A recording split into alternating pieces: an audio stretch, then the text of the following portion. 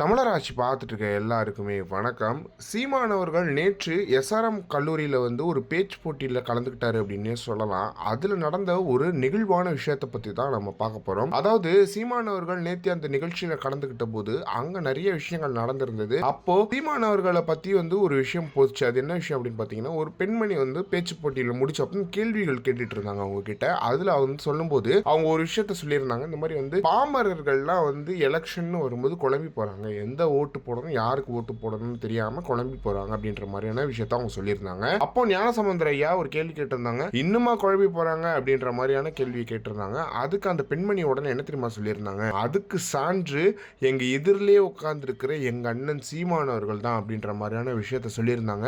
நெகிழ்ந்து போனார் சீமானவர்கள் அப்படின்னு நம்ம சொல்லலாம். அதுல என்ன சொல்லியிருந்தாங்க அப்படின்னு பாத்தீங்கன்னா, கடைசி நேரத்துல எந்த சின்னம்னே தெரியாம அது எலெக்ஷன்ல பார்ட்டிசிபேட் பண்ணி ரொம்ப கஷ்டப்பட்டு யாருக்குமே தெரியாம அவர் இவ்வளவு ஓட்டுகளை இழந்தாரு அப்படின்றது நம்ம எல்லாருக்குமே தெரியும். அப்படிதான் நடந்திருந்தது. அதுவே போதாதா ஒரு விஷயத்த சொல்றதுக்கு, ஒரு பாமரர்கள் குழம்பி போறாங்கன்னு சொல்றதுக்கு அதுவே போதாதா அப்படின்ற மாதிரியான கேள்வி கேட்டிருந்தாங்க.